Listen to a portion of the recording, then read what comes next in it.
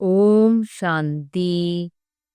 27 मार्च 2025 के ईश्वरीय महावाक्य।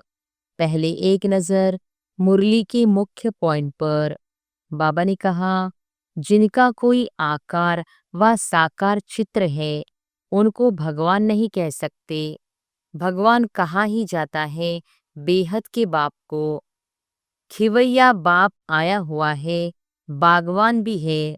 बाप ने समझाया है यह है कांटों का जंगल, सभी पतित है ना। कितना झूठ है, सच्चे बाप को विरला कोई जानता है। भगवान को कहा जाता है परमपिता परमात्मा। यह समझना तो बिल्कुल सहज है। परमपिता अर्थात परे ते परे रहने वाला परम आत्मा। तुमको कहा जाता है आत्मा, तुमको परम नहीं कहेंगे, तुम तो पुनर्जन्म लेते हो ना। और फिर बाबा ने कहा, भक्ति मार्ग में यह भी किसको पता नहीं पड़ता कि हमको चाहिए क्या। सिर्फ कह देते हैं मुक्ति चाहिए, मोक्ष चाहिए, क्योंकि यह दुखी होने के कारण तंग है। भक्ति से कोई का दुख हर नहीं सकते। भला कोई सारा दिन राम राम बैठ जपे तो भी दुख हर नहीं सकते। यह है ही रावण राज। दुख तो गले से जैसे बांधा हुआ है। तुमको 5 विकारों रूपी रावण ने तुच्छ बुद्धि बना दिया है, इसलिए देवताओं के आगे जाकर नमस्ते करते हैं। और फिर लास्ट में बाबा ने कहा, एक दिन अखबारों में भी पढ़ेगा कि भगवान कहते हैं मुझे याद करने से ही तुम पतित से पावन बन जाएंगे। मनुष्य शांति ही चाहते हैं, परंतु शांति कौन देवे। कहते हैं ना, शांति देवा। अब देवों का देव तो एक ही ऊंचते ऊंच बाप है। अपने शांतिधाम को याद करते रहेंगे तो अंतमति सो गति हो जाएगी। एक बाप को याद करना, इसमें ही मेहनत है। मेहनत बिगर ऊंच पद थोड़े ही मिलेगा।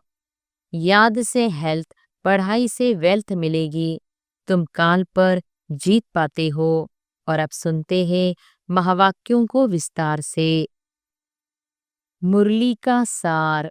मीठे बच्चे, खिवैया आया है तुम्हारी नैया पार लगाने। तुम बाप से सच्चे होकर रहो तो नैया हिलेगी डुलेगी, लेकिन डूब नहीं सकती। प्रश्न है, बाप की याद बच्चों को यथार्थ न रहने का मुख्य कारण क्या है। उत्तर है, साकार में आते आते भूल गए हैं कि हम आत्मा निराकार है और हमारा बाप भी निराकार है। साकार होने के कारण साकार की याद सहज आ जाती है। देही अभिमानी बन अपने को बिंदी समझ बाप को याद करना, इसी में ही मेहनत है। ओम शांति। शिव भगवानु वाच। इनका नाम तो शिव नहीं है ना, इनका नाम है ब्रह्मा। और इन द्वारा बात करते हैं शिव भगवानु वाच। यह तो बहुत बार समझाया है। कोई मनुष्य को या देवता को अथवा सूक्ष्म वतनवासी ब्रह्मा विष्णु शंकर को भगवान नहीं कहा जाता। जिनका कोई आकार व साकार चित्र है उनको भगवान नहीं कह सकते। भगवान कहा ही जाता है बेहद के बाप को। भगवान कौन है यह कोई को भी पता नहीं। नेति नेति कहते हैं, अर्थात हम नहीं जानते। तुम्हारे में भी बहुत थोड़े हैं जो यथार्थ रीति जानते हैं। आत्मा कहती है, हे भगवान, अब आत्मा तो है बिंदी, तो बाप भी बिंदी ही होगा। अब बाप बच्चों को बैठ समझाते हैं। बाबा के पास कई ऐसे बच्चे हैं जो यह भी नहीं समझते कि हम आत्मा कैसे बिंदी है। कोई तो अच्छी रीति समझते हैं, बाप को याद करते हैं। बेहद का बाप है सच्चा हीरा। हीरे को बहुत अच्छे डिब्बे में डाला जाता है। कोई के पास अच्छे हीरे होते हैं तो किसको दिखलाना हो तो सोने चांदी के डिब्बे में डाल फिर दिखाते हैं।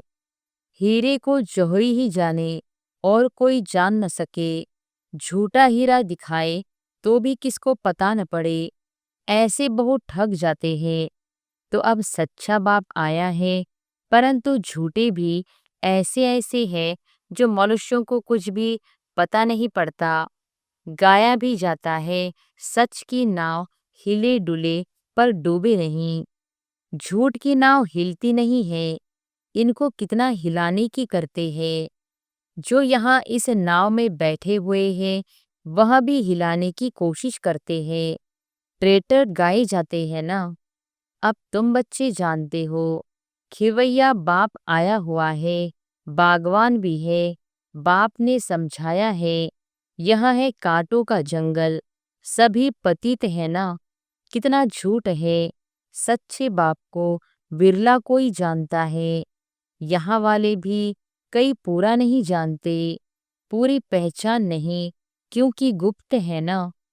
भगवान को याद तो सब करते हैं, यह भी जानते हैं कि वह निराकार है, परमधाम में रहते हैं। हम भी निराकार आत्मा हैं, यह नहीं जानते। साकार में बैठे बैठे वह भूल गए हैं। साकार में रहते रहते साकार ही याद आ जाता है। तुम बच्चे अभी देही अभिमानी बनते हो। भगवान को कहा जाता है परमपिता परमात्मा। यह समझना तो बिल्कुल सहज है। परमपिता अर्थात परे ते परे रहने वाला परमात्मा। तुमको कहा जाता है आत्मा, तुमको परम नहीं कहेंगे। तुम तो पुनर्जन्म लेते हो ना। यह बातें कोई भी नहीं जानते। भगवान को भी सर्वव्यापी कह देते हैं। भक्त भगवान को ढूंढते हैं, पहाड़ों पर, तीर्थों पर, नदियों पर भी जाते हैं। समझते हैं नदी पतित पावनी है, उसमें स्नान कर हम पावन बन जाएंगे। भक्ति मार्ग में यह भी किसको पता नहीं पड़ता कि हमको चाहिए क्या। सिर्फ कह देते हैं मुक्ति चाहिए, मोक्ष चाहिए, क्योंकि यहाँ दुखी होने के कारण तंग है। सत्युग में कोई मोक्ष व मुक्ति थोड़ी ही मांगते हैं। वहाँ भगवान को कोई बुलाते नहीं, यहाँ दुखी होने के कारण बुलाते हैं। भक्ति से कोई का दुख हर नहीं सकते। भला कोई सारा दिन राम राम बैठ जपे तो भी दुख हर नहीं सकते। यह है ये रावण राज्य। दुख तो गले से जैसे बांधा हुआ है। गाते भी हैं, दुख में सिमरन सब करे, सुख में करे न कोई। इसका मतलब जरूर सुख था, अब दुख है। सुख था सतयुग में, दुख है अभी कलयुग में। इसलिए इसको कांटों का जंगल कहा जाता है। पहला नंबर है देह अभिमान का कांटा, फिर है काम का कांटा। अभी बाप समझाते हैं, तुम इन आंखों से जो कुछ देखते हो वह विनाश होने का है। अब तुमको चलना है शांति धाम। अपने घर को और राजधानी को याद करो। घर की याद के साथ साथ बाप की याद भी जरूरी है, क्योंकि घर कोई पतित पावन नहीं है। तुम पतित पावन बाप को कहते हो, तो बाप को ही याद करना पड़े। वह कहते हैं मामेकम याद करो, मुझे ही बुलाते हो ना। बाबा आकर पावन बनाओ। ज्ञान का सागर है तो जरूर मुख से आकर समझाना पड़े। प्रेरणा तो नहीं करेंगे। एक तरफ शिव जयंती भी मनाते हैं, दूसरी तरफ फिर कहते नाम रूप से न्यारा है। नाम रूप से न्यारी चीज तो कोई होती नहीं। फिर कह देते ठिक्कर भीतर सब में है। अनेक मत है ना। बाप समझाते हैं, तुमको 5 विकारों रूपी रावण ने तुच्छ बुद्धि बना दिया है। इसलिए देवताओं के आगे जाकर नमस्ते करते हैं। कोई तो नास्तिक होते हैं, किसको भी मानते नहीं। यहाँ बाप के पास तो आते ही है ब्राह्मण, जिनको 5000 वर्ष पहले भी समझाया था। लिखा हुआ भी है, परमपिता परमात्मा ब्रह्मा द्वारा स्थापना करते हैं तो ब्रह्मा की संतान ठहरे। प्रजापिता ब्रह्मा तो मशहूर है, जरूर ब्राह्मण ब्राह्मणियां भी होंगे। अभी तुम शूद्र धर्म से निकल ब्राह्मण धर्म में आए हो। वास्तव में हिंदू कहलाने वाले अपने असली धर्म को जानते नहीं हैं, इसलिए कभी किसको मानेंगे, कभी किसको मानेंगे, बहुतों के पास जाते रहेंगे। क्रिश्चियन लोग कभी किसके पास जाएंगे नहीं। अभी तुम सिद्ध कर बतलाते हो। भगवान बाप कहते हैं, मुझे याद करो। एक दिन अखबारों में भी पढ़ेगा कि भगवान कहते हैं, मुझे याद करने से ही तुम पतित से पावन बन जाएंगे। जब विनाश नजदीक होगा तब अखबारों द्वारा भी यह आवाज कानों पर पड़ेगा। अखबार में तो कहाँ कहाँ से समाचार आते हैं ना, अभी भी डाल सकते हो। भगवान वाच परमपिता परमात्मा शिव कहते हैं, मैं हूँ पतित पावन, मुझे याद करो तो तुम पावन बन जाएंगे। इस पतित दुनिया का विनाश सामने खड़ा है, विनाश जरूर होना है, यह भी सबको निश्चय हो जाएगा। रिहर्सल भी होती रहेगी। तुम बच्चे जानते हो, जब तक राजधानी स्थापन नहीं हुई है तब तक विनाश नहीं होगा। अर्थक्वेक आदि भी होनी है ना। एक तरफ बॉम्ब्स फटेंगे, दूसरी तरफ नेचुरल कैलेमिटीज भी आएंगी। अन्न आदि नहीं मिलेगा, स्टीमर नहीं आएंगे, फैमन पड़ जाएगा, भूख मरते मरते खत्म हो जाएंगे। भूख हड़ताल जो करते हैं वह फिर कुछ न कुछ जल व माखी शहद आदि लेते रहते हैं, वजन में हल्के हो जाते हैं। यह तो बैठे बैठे अचानक अर्थक्वेक होगी, मर जाएंगे। विनाश तो जरूर होना है। साधु संत आदि ऐसे नहीं कहेंगे कि विनाश होना है, इसलिए राम राम कहो। मनुष्य तो भगवान को ही नहीं जानते हैं। भगवान तो खुद ही अपने को जाने और न जाने कोई। उनका टाइम है आने का, जो फिर इस बूढ़े तन में आकर सारे सृष्टि के आदि मध्य अंत का नॉलेज सुनाते हैं। तुम बच्चे जानते हो, अभी वापिस जाना है, इसमें तो खुश होना चाहिए। हम शांतिधाम जाते हैं। मनुष्य शांति ही चाहते हैं, परंतु शांति कौन देवे। कहते हैं ना, शांति देवा। अब देवों का देव तो एक ही ऊंचती ऊंच बाप है। वह कहते हैं, मैं तुम सबको पावन बनाकर ले जाऊंगा, एक को भी नहीं छोड़ूंगा। ड्रामा अनुसार सबको जाना ही है।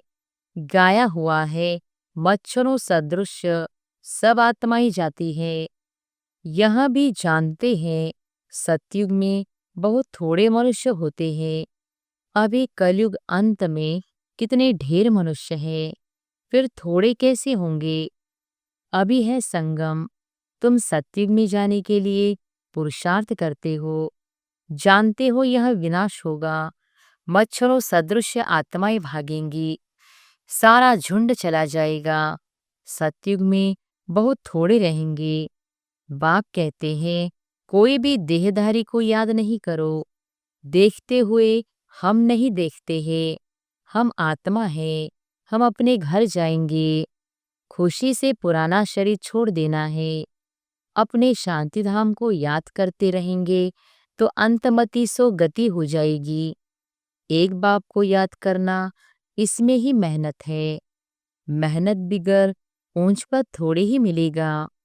बाप आते ही है तुमको नर से नारायण बनाने के लिए। अब इस पुरानी दुनिया में कोई चैन नहीं है। चैन है ही शांतिधाम और सुखधाम में। यहाँ तो घर घर में अशांति है, मार पीट है। बाप कहते हैं, अभी छीछी दुनिया को भूलो। मीठे मीठे बच्चों, मैं तुम्हारे लिए स्वर्ग की स्थापना करने आया हूँ। इस नरक में तुम पतित बन पड़े हो, अब स्वर्ग में चलना है। अब बाप को और स्वर्ग को याद करो तो अंतमति सो गति हो जाएगी। शादी आदि में भल जाओ, परंतु याद बाप को करो। नॉलेज सारी बुद्धि में रहनी चाहिए। भला घर में रहो, बच्चों आदि की संभाल करो, परंतु बुद्धि में याद रखो, बाबा का फरमान है, मुझे याद करो। घर छोड़ना नहीं है, नहीं तो बच्चों की संभाल कौन करेगा। भक्त लोग घर में रहते हैं, गृहस्थ व्यवहार में रहते हैं, फिर भी भक्त कहा जाता है, क्योंकि भक्ति करते हैं, घर बार संभालते हैं। विकार में जाते हैं तो भी गुरु लोग उनको कहते हैं, श्री कृष्ण को याद करो तो उन जैसा बच्चा होगा। इन बातों में अब तुम बच्चों को नहीं जाना है, क्योंकि तुमको अब सतयुग में जाने की बातें सुनाई जाती है, जिसकी स्थापना हो रही है। बैकुंठ की स्थापना कोई श्री कृष्ण नहीं करते हैं। श्री कृष्ण तो मालिक बना है, बाप से वर्षा लिया है। संगम के समय ही गीता का भगवान आते हैं। गीता सुनाई बाप ने और बच्चे ने सुनी। भक्ति मार्ग में फिर बाप के बदले बच्चे का नाम डाल दिया है। बाप को भूल गए हैं तो गीता भी खंडन हो गई। वह खंडन की हुई गीता पढ़ने से क्या होगा।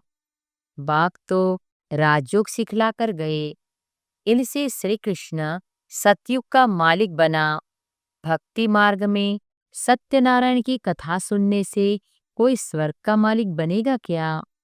न कोई इस ख्यालात से सुनते हैं, उससे फायदा कुछ नहीं मिलता। साधु संत आदि अपने अपने मंत्र देते हैं, फोटो देते हैं, यहाँ वह कोई बात नहीं। दूसरे सत्संगों में जाएंगे तो कहेंगे फलाने स्वामी की कथा है।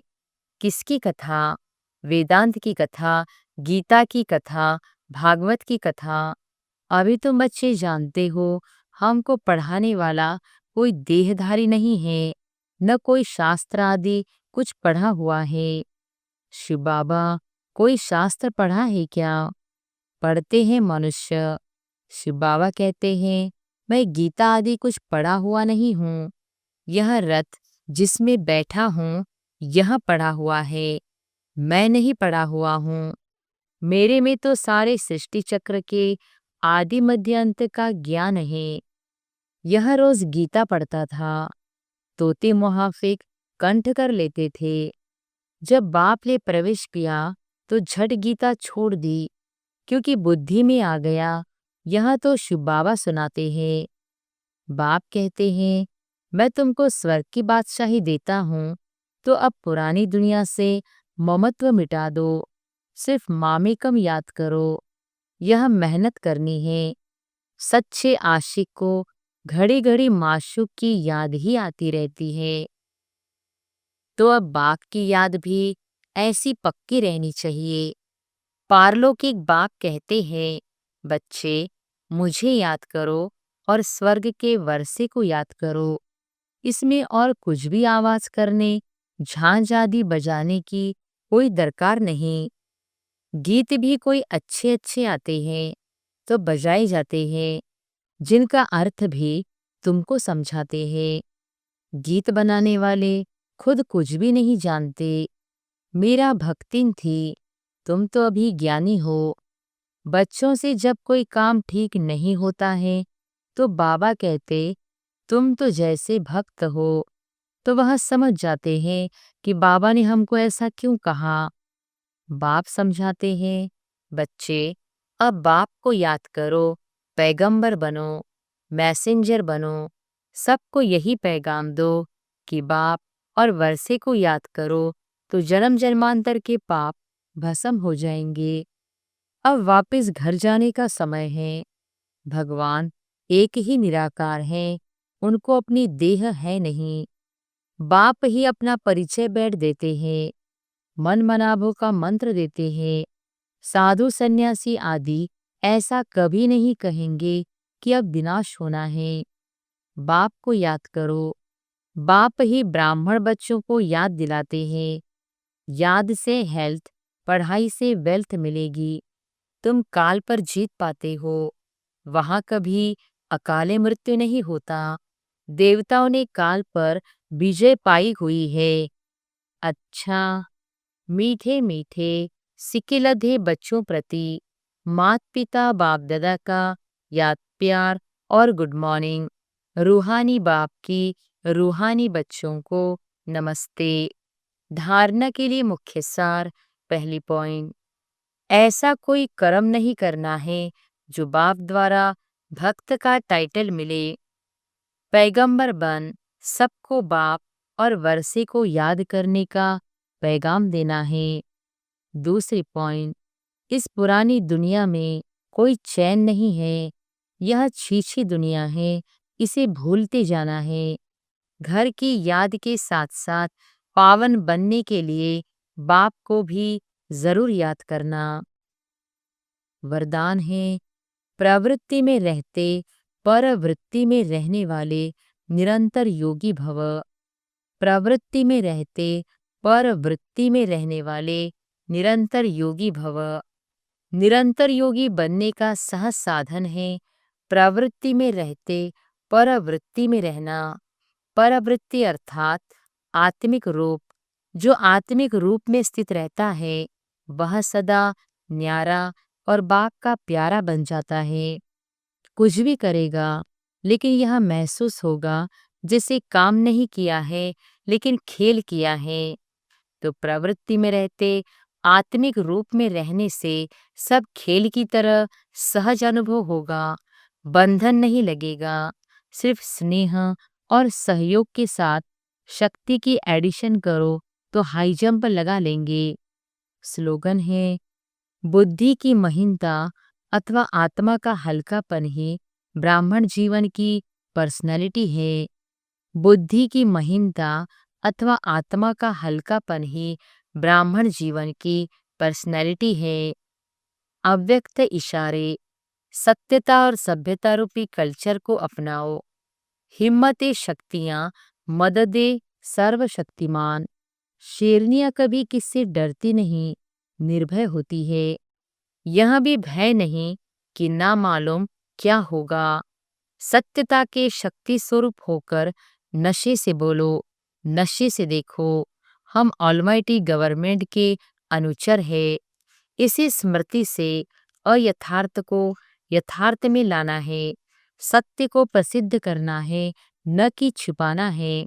लेकिन सत्यता के साथ बोल में मधुरता और सभ्यता आवश्यक है।